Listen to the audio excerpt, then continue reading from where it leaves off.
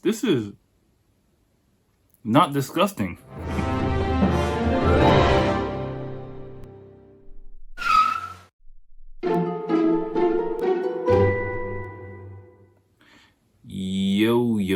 Yo, what's going on? Welcome to episode 124, 124, 125. I forgot. 125. See, shit. Okay. Yeah, 124 was good. This one is kind of 50-50. This is 50-50. But no, in this episode, I do a really disappointing food challenge. Is it a challenge? I just eat some shit. But, I had another one of the Sugi series, a chocolate one, which was completely disappointing. But, just watch it anyway. I embarrassed myself completely on there. And then we get into some nightlife recommendations, even though it's not really relevant right now. Whenever things pick back up in the future, give you some context about how to move, in and around Tokyo. Give you some inside info, from OG Akil, who've been doing it way back since the 2000s. But no, I give you some of that, and then part of another list before we close things out. But then there are some actually really good tips, I think, and demonstrations of things that you kind of want to know that might impress people, Japanese people as well as foreign people, if you're in Japan related situations. So definitely check that out. But also, before you do, again, I gotta remind you guys, I gotta do it every time. Please, if you're watching on YouTube, please remember to subscribe to this channel, leave a comment, let me know what you think of the episode. If you're watching on the podcast, take a second, go scroll down, just do it right now, scroll down to the link. No, don't just watch, don't just click the fucking YouTube link and then click back to the podcast. That's even worse. That just fucks up my analytics. But listen or watch on YouTube. If you're watching on the podcast, I would actually kind of prefer if you. And this episode is actually kind of better if you if you're listening to the podcast, click the link. If you have the time, watch on YouTube. Just to kind of get the pop of the numbers, it would definitely help out. Subscribe to that. Just so that I can get some push and we can maybe get a wider audience of people introduced to the podcast via YouTube. That would be really nice. Help a brother out. Okay, help me out. I'm trying to do this thing. I'm trying to get some sponsorship money. But all right, let me get out of here. Let's get to it. So all right, y'all, enjoy. What up, people? What up, people? What's going on? Oh, buddy.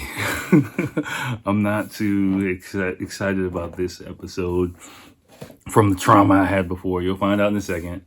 But anyway, we're here for episode 125 of the podcast. Oh, I get my wedding rings over there. I just got out the shower, so if my skin is glistening, I exfoliated. I shaved my head, shaved a little bit. I got to work tomorrow, so feeling good.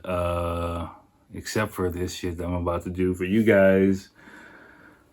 If you're listening to the podcast, you're probably gonna wanna watch the YouTube video. I'm really, really nervous about this because look what I got. If you can hear this, you can't see it.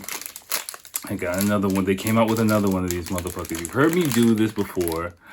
You heard me have the mint sugi, then the lemon sugi. This is the kurokute o sugi. So what this is yari sugi cookie dark chocolate ice. I gotta start eating this quick. So I'm starting the show by eating another one of these crazy fucking candy bars. I was in the convenience store with my wife the other day, and she was like, "Oh, look, they have another one of those fucking crazy ass candy bars that you bought before." So I'm opening this thing up. You might want to check it out on YouTube. I let it melt for a little bit, just because if it's way too hard, yeah. So all right. So here we go. We're starting this shit off crazy. I got some water next to me. It looks like a normal fucking chocolate bar. All right, just eat it. Okay, just eat it, Akil. All right, fine. Man up. Okay, let's see what happens. I mean, it says it's chocolate, so it might not be too crazy. But my wife is like, oh, I might eat it. It's not that crazy, but she didn't eat the mint one, and she didn't eat the lemon one. So let's see what the fuck happens. All right, here we go.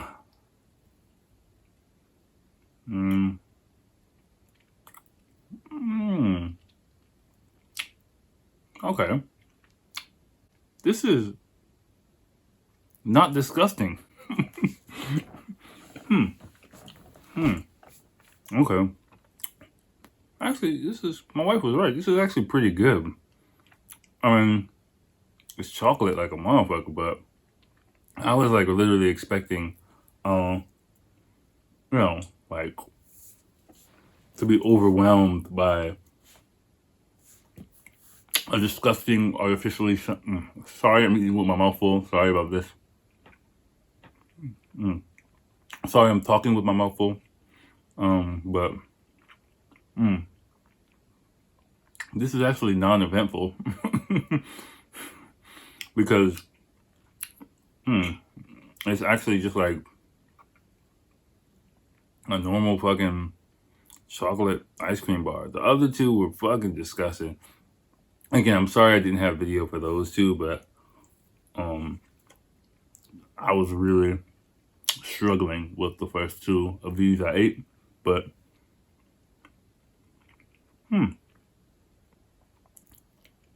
if you're a chocolate fan, like, I'm not like a huge chocolate eater, but I guess this is pretty good. It kind of tastes like, yeah, that's what it tastes like. It tastes like I'm just eating the like Oreo cookies with just like the outside, without any cream. That's kind of what it tastes like.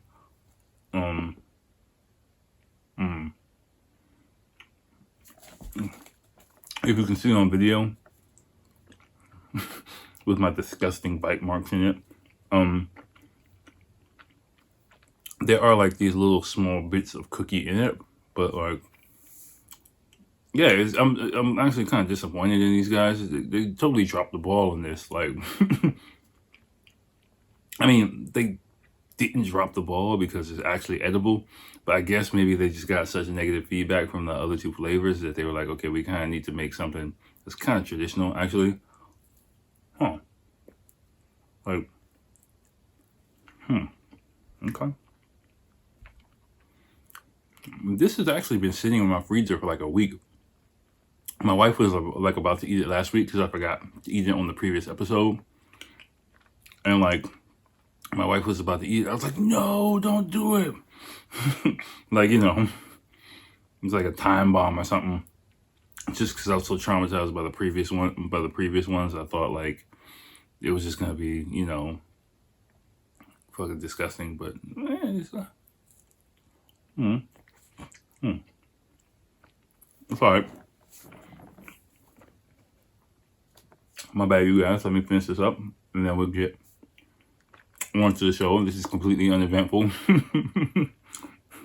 I'm just wasting like 5 minutes of your time, basically just eating. Oh, fuck. Shit.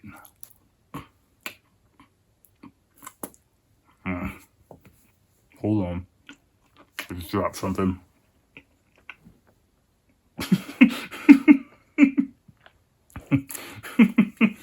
3-second rule, sorry. Oh, shit. I like totally forgot I was on video. Started eating stuff off the floor.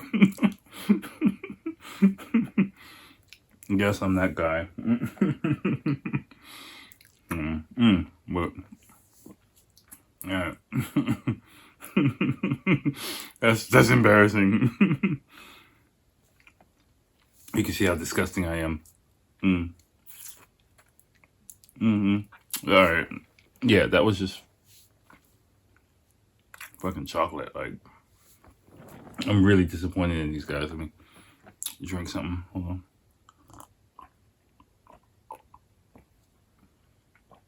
Oh, my teeth feel disgusting. Oh, fuck. Like it really does feel like I just ate, like I just took all the cream out of like 8 Oreo cookies and just ate it, like, ate the outside parts of them. I mean, the flavor was good, but mm, mm. Sorry, you guys, give me some more raw uncut shit. Okay, internet at its finest, podcasting at its finest. Shit. Fuck. All right, hold on. Let me get myself back together. I gotta fucking pause this shit and actually like clean up in my finger. Just hold on a second. Yo, what's up, y'all? I'm back with beer this time. More Hogarden. I'm almost finished with the case.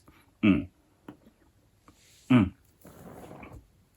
had to I had to brush my teeth and not with toothpaste, because that would make no sense for me to drink beer after that. But just brush my teeth and rinse my mouth out, because that shit was not fun at all. But I mean, eating it was cool, but just the aftertaste was and I had to clean up the floor because some bits of fucking chocolate got all over the floor. I'm really embarrassed that like you guys saw me eat some shit off the ground, but it's real. I gotta keep it real. I'm not gonna cut that out. Actually, I think that was really good shit. not for your sense of respect for me, but it's real, uncut. Keep it real over here. But anyway, let's get into what we have, so I can get the fuck up out of here, because I got work tomorrow. Where are we starting? Sorry, I'm all over the place right now. Give me a second, you guys, to get readjusted. Yes. So what I have for you guys, I wanted to continue a little bit with Nightlife, and even though Nightlife here is kind of at a standstill, I do want to give you guys some information content. Just going back and forth with Rod, we kind of talked about that to help you whenever fucking Nightlife comes back into here. And I found a list of things from the Smart Local, which is a website. I don't know, I might have gotten one thing from here before. It looks like a familiar site, but they have, my fucking laptop's far away. I'm sorry. I'm all over the place this episode. My bad, you guys. But let me pull this thing a little closer. Okay, so that I can scroll without leaning all over the place. But yeah, it looks like a pretty good list, and so I'm just gonna go through it and of course give my 2 cents on it. Then I have one other thing, and then I'm just gonna get out of here. So the title is 15 Nightlife Rules and Etiquette to Know so that the Yakuza doesn't come after you. Okay, like, if you're in Japan doing something where the Yakuza needs to come after you, you're a fucking idiot and you deserve everything that you get. Generally speaking, let me say that, just in case it might be, one of those things. Fuck. Like, eating that fucking ice cream, my tooth is killing me right now. Like, right here is just like, fuck. Like, normally I don't, like, eating ice cream, I don't get, I don't get like sensitivity for like cold or sweets and stuff like that. But like, I was feeling it before, like, just the amount of like pain in my fucking teeth. But like, I just got this sharp ass stinging pain, like right here under my cheek, like right up, and fuck, like, what the fuck they put in that shit? I don't know, but beer will help it. Anyway, that's better. See, beer did help. All right, so I'm just gonna run through these. The first one is bring enough cash, right? Now this is a kind of thing that I might have mentioned before. Like, yeah, on a night out, a typical night out, you gotta bring cash. Like, don't expect debit or credit to be accepted, especially if you're going to like smaller places, izakayas, damn sure nightclubs, mainly because like, a lot of these places some of these places, not a lot, some of these places might have some connection with, how to explain this? excuse me, other types of organizations, if you will. So cash is king, right? And Japan is a cash-based society anyway. So you can't expect to pay by credit in a lot of these fucking places at all. Especially smaller izakayas or things like standing bars and things like that. I mean, things are changing now, but like I wouldn't go out expecting to like I can just bring like 1,000 yen, which is equivalent to US $10 bill, and just my fucking card and expect to fucking have a great night. That's just not really gonna happen. A good amount to bring, I would say, if you're on a budget. For me, if I'm going out all night, I like to have average of 15,000 yen, which is like 150 bucks for me. And generally speaking, like, yeah, that will last me through the night. And generally I wake up the next morning with absolutely no money in my wallet. If I go out with like between 12 and 15,000 yen, I wake up with a completely empty wallet the next morning. Like, I don't know what the fuck I did with my money, and depending on your area, that might seem like a lot of money or a little bit of money. I don't know, but or in your age as well. But yeah, I mean, I don't feel bad about it. If, like anything for me under 20,000 yen, I would feel okay with, 20 is a little bit, especially now I got a fucking kid, like, that's kind of digging into my pockets a little bit, $200 US for a night out, just acting stupid. It's kind of a little bit on the high end for me, but like I don't really go out that much, so once or twice a year, I don't mind it. My family lets me slide. But if you're doing that every weekend, it can kind of add up. But definitely bring cash. Definitely you're gonna need over 10,000 yen. 10,000 yen, like staying out till 5 a.m. is cutting it bare minimum. You're gonna be drinking a lot on the street before you go in, pretty much, to make it last. Or you're gonna have a really crappy night. Expect edible cover charge. This is an important thing. Yeah. A seating charge is, about 300 to 400 yen. And you're going to get like a little small dish. The Japanese word I went blank on the Japanese word, which is a weird thing. Yeah, otoshi, Jesus. Yeah, my fucking Japanese is really going downhill, man. I gotta get myself back to a Japanese class. I haven't studied in like 7 years, and it's getting kind of embarrassing now. Like, I'm just forgetting words. I'm just conjugating shit all fucked up. Like, yeah, whatever. I mean, my listening's fine. You've heard me say this before. I was just watching Japanese TV. It's fine, but just my output is just like shit. But anyway, otoshi is seating anywhere izakaya you go to. You're going to have to pay it. It's just automatic. So if you look at your bill and you see some mystery charge for some mystery dish, that's what it is, right? Or if you as soon as you sit down, they're gonna come up with some people love it. Some people might get curious, like, what the fuck I didn't order this, but it's just culture. You just gotta take it. It's just it's a seating charge. So number 3, reservations. If you're going in groups of 3 or more, this is very important. This is true. Yeah. This is where Japanese skills come in. Jesus, excuse me. Sorry, podcast people. I'm just a heathen. This episode is shit. And I was going back and forth with Raju. I really listened to the previous episode, and I was like, oh shit, this might be the best episode I've recorded of this podcast. Maybe I'm hitting a new level. Maybe, my skills as a podcaster are starting to rise. And this episode, I'm eating disappointing ass fucking ice cream, burping in the fucking mic and drinking beer, eating shit off the floor. Like, this is just horrible. Fuck. All right.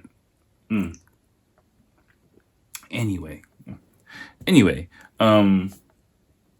yeah, make a reservation, especially if it's like a Friday night, weekend, Friday, Saturday night. Even if you got 2 people, like, you're gonna want to make a reservation. Definitely, if you're on a fucking date, you better make a fucking reservation. Don't expect to walk in somewhere and get a table without waiting for a long time. Like, I did that, I think, one time with a listener. I met up here. I met up with here in Tokyo, and like I just had no fucking plan. Oh, no, what happened? No, I forgot. One of the times because we hung out a few times, and maybe the second time she came to visit Tokyo, we met up for some drinks, and luckily some other friends I had, we went out and hung out with some other friends, and who were just happened to be out.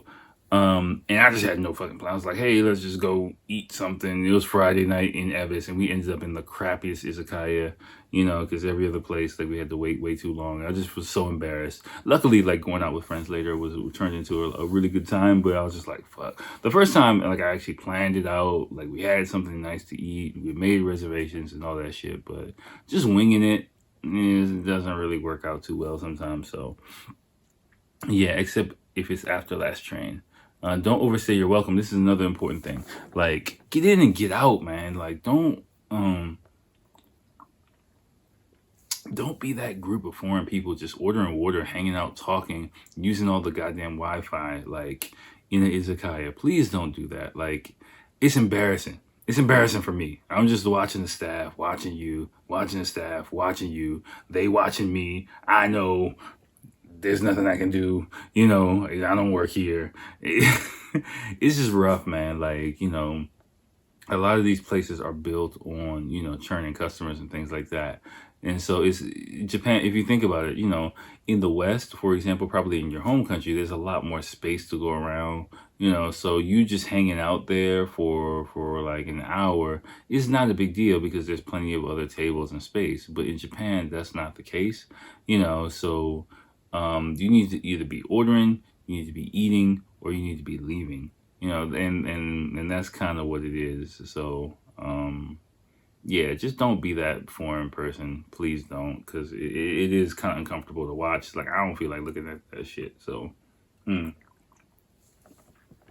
just keep it pushing, like it's a lot of stuff to do in Japan. Tipping is not encouraged. Yeah, don't fucking tip. Like, I've heard, it can be pretty fucking crazy, if you want to show your appreciation by tipping. I don't know if I've told you this before. Just don't. Japan service is based on the quality of the service that you give. Yeah, I have talked about this way back. I remember this. Tipping, you show your appreciation as the guest, as the customer. But in Japan, the person offering the service is kind of actually humbling themselves to you by providing the best service that they can.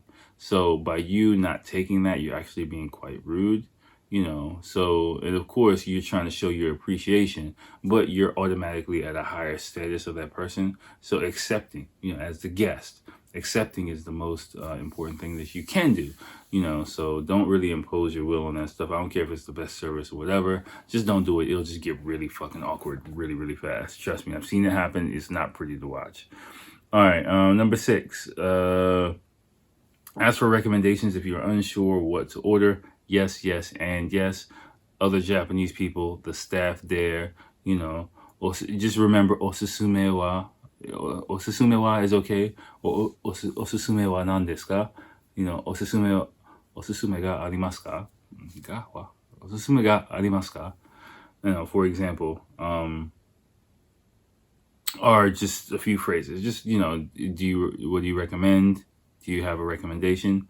Osusume wa, if you can't remember anything, and if it's a pretty casual place. Again, if you can't really speak Japanese, if you just say that, they'll understand that what you're trying to say. So, that's just a key catchphrase for you to remember, and they'll just serve you.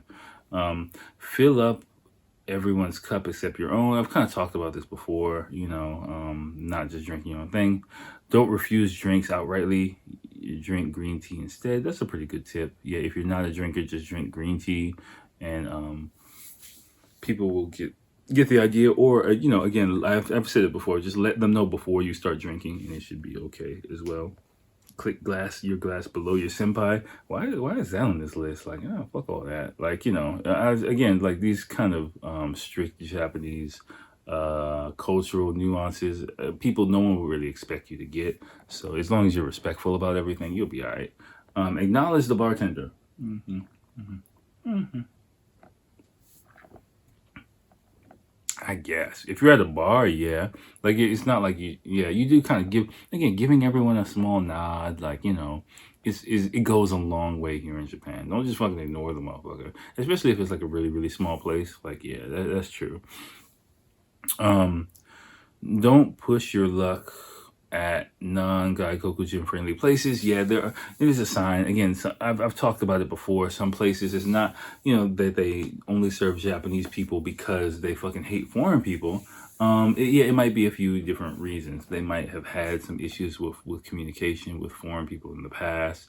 Rowdy foreign people, for example, which disturbs the atmosphere of the place, maybe bothering other customers. They don't have confidence in their English ability. They don't have everything set up where they can confidently serve foreign people. So in Japan, it's kind of tendency for a lot of those reasons to just refuse foreign people outright. Like, I'm not justifying it. I'm not saying like, oh, this is why you just should accept it, or you should just accept it, but it is what it is, kind of thing. Like if there's a sign that says, for example, the sign in here says only people who can speak Japanese, again, which is, I think, a really appropriate sign for me. It's like not saying no foreign people. It's just only people who can speak Japanese, which means like they are saying if you can speak Japanese in your forum, please come on in. But we just aren't really comfortable dealing with people who don't speak Japanese. Just for a lot of different reasons. I would actually prefer if a lot of places put signs like that. If they put a please on there, only people who can speak Japanese, please. For me, I would have a lot of respect for that place because they do have their own atmosphere. They might have regular customers that they need to cater to. So it's not just all about you and I fuck you. I want to go in there. I have the right to go in there. Nah. Dress classy. Don't really agree with this one. It kind of depends on where you're going, who you are, what age group you are, things like that. Like me, I don't fucking dress classy when I go out. I dress comfortable, that's the main thing. Then again, I'm not like in shorts and flip-flops. I do kind of put an outfit that does look appropriate depending on the area that I'm going to. But if I'm going to like a club party area, you'll see me in a t-shirt and jeans pretty much. There isn't any dress code wherever you go generally, but you don't want to be in a fucking nightclub with flip-flops on. You don't want to be in there with shorts on. A polo shirt, some pants for guys, for the ladies, a dress, a skirt, some comfortable shoes. Please wear some fucking comfortable shoes. Don't be walking around in those goddamn heels, because you will be fucking hurting at like 1 o'clock in the morning. Just some comfortable shoes, maybe some sneakers. You don't mind getting fucked up. Because, when you go out to the club, no one's looking at your shoes anyway. Like, it's either too dark or you're dancing or it's too crowded or whatever. So shoes don't even really matter. So yeah, especially when there's no dress code. So unless you're going somewhere really, really classy, but even if that's the case, like you can still definitely get by, with like a nice form-fitting t-shirt or something like that. Some nice looking jeans if you're a guy, or if you want to do a collar shirt with that's fine too. But again, summer polo shirt. I mean, I wouldn't go hoodie in fall or winter, but you just be the judge. You can do something like a windbreaker, for example, or a trainer if it's really tight and looks good on you. You can pull that off. Like I've seen people pull that off. Totally, I pull that off. And I look good wherever I go. 13, don't BYOB, bring your own booze. Again, please don't do that. Don't be pulling out fucking like whiskey and pouring it in your glass. That's just so low class. Again, especially since you can drink on the street. So you can have drinks around the corner from the place that you want to go into, then go in there, order a few drinks. But then this goes with the don't stick around too long rule, where, if you are, let me make sure I'm still recording all this shit. Okay, sorry, I get paranoid. Okay, good. But then again, what was I saying? See, I lost my train of thought. Yeah, but yeah, if you are drinking outside, then you're not gonna drink that much when you go inside. Get in and get out. Have a couple of drinks. Sit down. If you want to use the Wi-Fi, you want to just take a break, decompress, change the atmosphere. Have a drink. That's totally fine. But don't be lingering around just like on some bullshit. And because again, you can just go back outside and have some more drinks if you want to, especially if the weather's nice, like in spring or fall time. Here, whenever the fuck like the corona situation ends. 14, don't get drunk. That's kind of, if you drink, that's kind of inevitable. Don't get fucking stinking drunk, I would say. No, I would amend that. Don't get drunk too early. That's the thing, right? Like,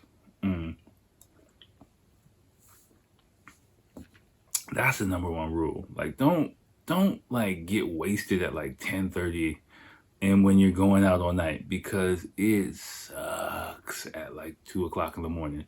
When you are out in Tokyo and you are like, I'm fucked up, and you look at the clock and it's like 1:30 in the morning, you're just like, shit. Like, and you start doing the calculations like, fuck, my first train comes in 3.5 hours. Fuck. And then it goes back to money. If you don't have enough money to keep drinking, because you know what happens if you're drunk and you stop drinking and you just feel like shit, so you got to kind of pace yourself with that stuff. Like, if you're in with it, and this is for me, like once I got into like my mid to late 20s, and I moved into central Tokyo, I was just like, fuck it, I'm taking a taxi home, because I would, when I was in central Tokyo, it would be at nighttime, let's say 3,000 yen, maybe about between 3 and 4,000 yen, $30 to $40 to take a taxi home. Yes, Tokyo taxis are expensive as fuck. But you gotta think, if it's like 1 o'clock in the morning, 1:30, 2 o'clock in the morning, I had to think like, okay, between, 2004, let's say on average, for me to get home, it was like, okay, if I stay out, either I'm gonna stay out until 5 o'clock in the morning. If I stay out until 5 o'clock in the morning, I'm gonna feel like shit, and I'm definitely gonna spend more money than that on drinks, whatever the fuck I do, right? And I'm gonna feel like shit. So I prefer to spend that money to end my night right now, get home and get into bed, and so that became my rationale for it. So now, like, I live way too far to be doing that. So I don't care what the fuck I'm doing. I'm getting myself to my train before I gotta fucking go, because I'm no way home staying out all night. And still, then I gotta take like a taxi from the train station anyway. But at least, which ironically is like about 1,000 yen. I think I've said before, like, because the taxi rates go up like late at night. It's peak hours, so I don't know how the fuck their system works, but it's some bullshit. But and there's no Uber. You're not Ubering anywhere here, so that's not happening. So just Uber Eats in Japan, but no Uber. So taxi companies basically blocked it if I didn't mention it before. So Uber Eats is acceptable, but taxi companies kind of put political pressure to like not allow Uber. Same thing with Airbnb to really flourish in Japan. So yeah, but definitely it's a marathon. Trust me, when it gets like 3:30 in the morning, I don't care how old you are, how young you are, you're gonna be hurting if you are fucking drunk here. Is that all of them? They have some phrases here. Say this. こんばんは。すいません。ごめんなさい。これお願いします。生ビールください。いかがですか？お会計お願いします。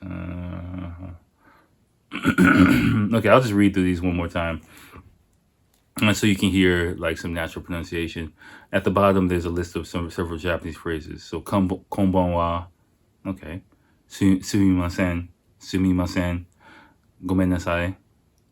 See, osusume wa nan desu ka? I told you about that before.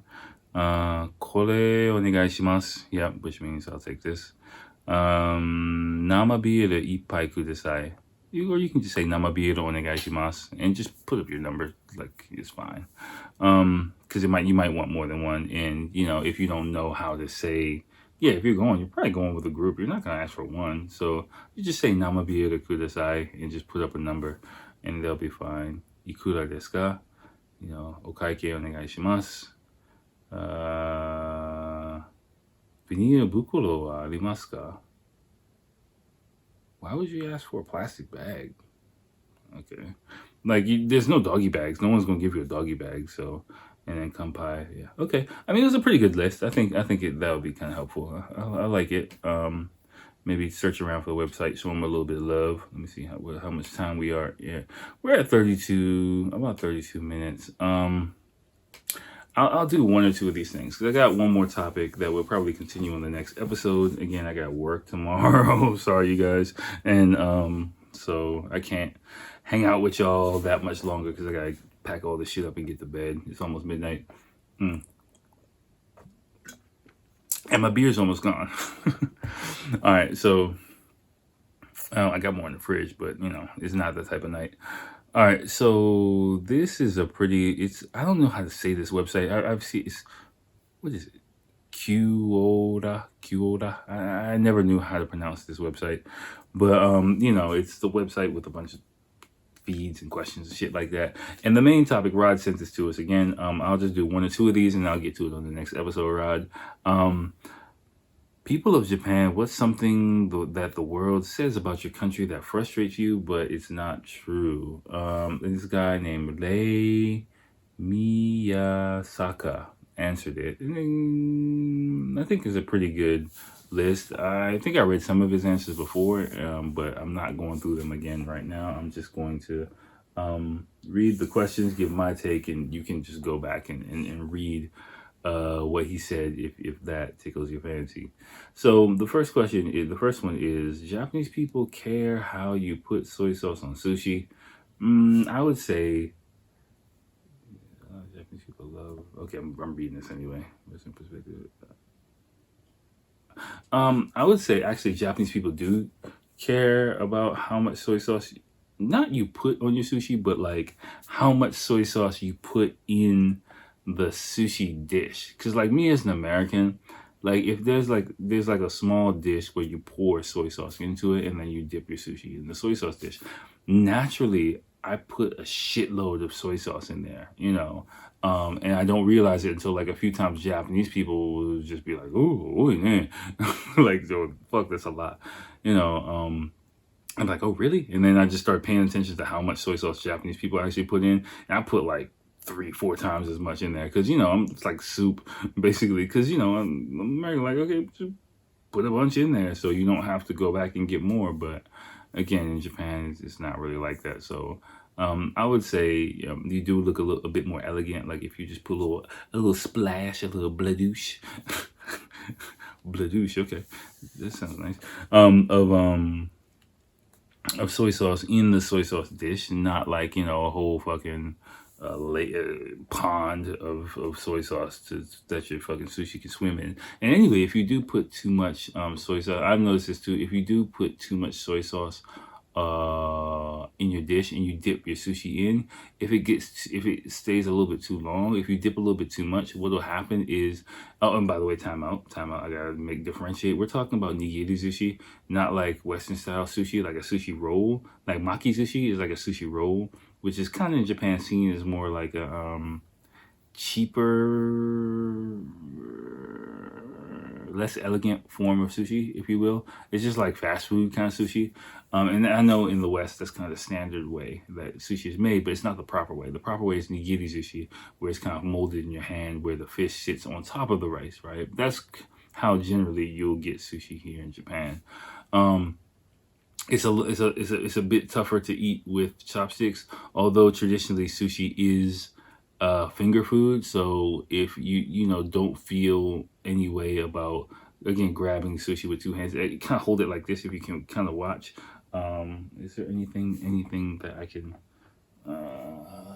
grab to show? There's nothing around that I can really grab. Well, okay, I got like a fucking t-shirt here. All right. Like, generally speaking, okay, you use your imagination that this is like a big ass piece of sushi. This is like on my arm. This is like a big ass piece of sushi. Like, generally, how I grab it is like 2 fingers on top of where the fish is gonna be, and then cupping like the rice with the side like this. And again, you can just do it like this. And so you hold it like that, so you hold it very securely. It's kind of like how you grab like a piece of nigiri sushi. So once you grab that, you can just dip it in like that, and then just eat it like that. Like kind of like how you would hold an egg, pretty much. If you're gonna eat like a hard boiled egg, that's kind of how you're gonna hold nigiri sushi. And again, I learned this from probably my former mentor, who took me out to like a really exclusive sushi bar, and we were talking about it, and like, he was like, yeah, sushi's finger food. Like, don't even try to eat it with chopsticks, eat it with your fingers. And so he knows a way more about Japanese food etiquette than I do. So if this motherfucker's eating with his hands, I'm eating with my hands, and so I would suggest, don't feel any way about eating sushi with your hands. And again, I've talked about before, you have your moist towelette right there to kind of wipe your little fingertips, like, keep it organized. I talked about keep it clean, right? But you have that there to wipe your fingertips, and so if you can do that elegantly, it's good. But the thing is, if you dip it too long, what I was gonna say is, if you dip the sushi too long in the soy sauce, or if there's too much soy sauce, it soaks up into the rice really a lot, and the rice can kind of break off. Actually, when you're trying to take it out of the soy sauce, it breaks off and it lands it everywhere. It just looks really fucked up and sloppy. So two alternatives for that: just either a little splidoosh of soy sauce into the soy sauce dish, or dip the I think the correct way is to dip the rice in the soy sauce, but you can also dip the fish in soy sauce. I'm not sure which one is the correct way to do it, but I just always just dip the rice part in it, but just do it quickly and don't put too much soy sauce in the dish. Otherwise, it'll soak it up, and you'll see it'll fall. It'll go everywhere, and then you won't look cool at all. So that's some inside information for you. Japanese people, I'll just do this last one, and then we'll pick up the rest one on the next episode, because this is an interesting one. Japanese people actually talk like they do in anime, and I'm actually gonna sidebar from this. I can't really answer that question too well because I don't fucking know. But I would say, well, sorry, excuse me again. Sorry again. I would say it depends on who you're talking to, what age group, what type of people, situations. Like if you're talking like, like yelling at each other in Japanese, you'll be hard pressed to see like regular Japanese people yelling at each other like that. You will see like casual Japanese, use a lot of words. But again, I've said it before, like I'll say it again. I learned Japanese by hanging out with people who were older than me, businessmen, older people. So I never learned how to talk Japanese like that. My base is not casual Japanese. My base is in like language school. So I speak kind of standard Japanese. I don't even really know. I mean, I know how to, but I'm not comfortable like speaking casual Japanese to people, yeah, so I just never do. I always speak kind of flat standard Japanese, which I think is the best way to go. Because here in Japan, like, it's always better to speak too politely than speak too casually. It's just a rule of thumb. So learning like standard Japanese and having that as your base will make it a lot easier to get along with people than if you like hanging out, picking up Japanese by like hanging out with some dudes in a bar and they're talking all crazy, because in everyday society, people look at people who talk like that, like, what the fuck are you talking about? But the thing about anime made me want to do talk about a side point, which I think is very interesting, and I've come to the conclusion and understanding several years ago. So in Japan, see, if we're talking about anime, right, and otaku, or geek nerd culture, whatever you want to say, it's really important to understand. I've talked about this before in here, but fuck it, I'll say it again.